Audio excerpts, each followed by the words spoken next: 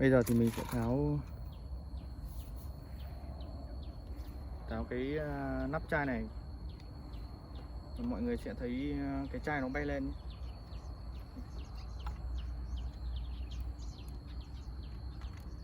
Rất căng luôn.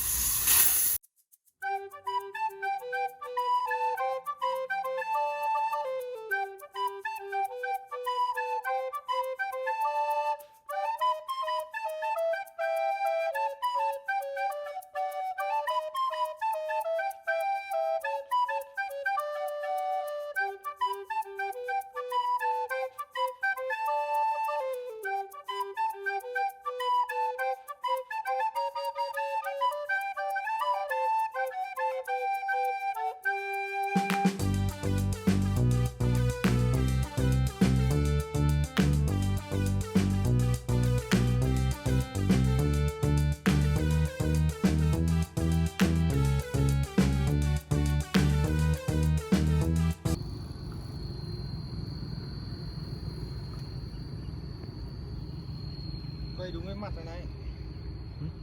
Quay đây. vịt làm gì bỏ. Đây quay chỗ này đẹp đẹp tí thôi, nhảy xuống đi.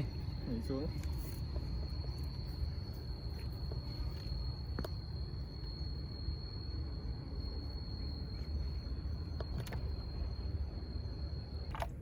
Đấy. Sau thì bơm.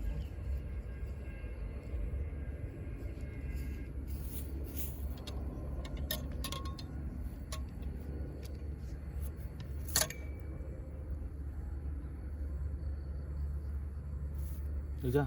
Thôi dừng đi. Được chưa? Được.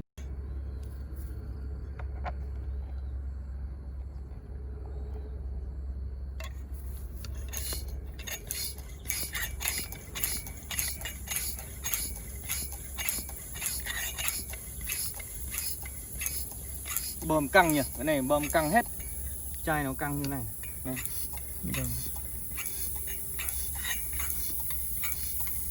Ổn không? Ui rồi, căng thế. Nó đổ này, căng lên nó đổ, nó không đứng luôn. Thấy không? Căng.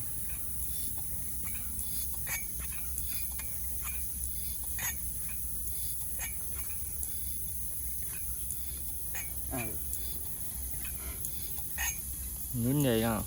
Hả? Cặp căng lắm rồi. Đây mọi người thấy này. Cái chai nó mình đã bơm khí vào căng, rất căng rồi này. Đây được. Van xe máy này. Bây giờ thì mình sẽ tháo cái nắp chai này. Và mọi người sẽ thấy cái chai nó bay lên.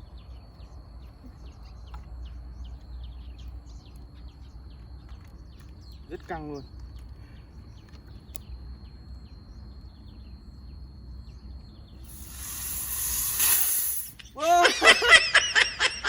Hỏng bánh kẹo rồi. Hỏng mẹ. Được chưa?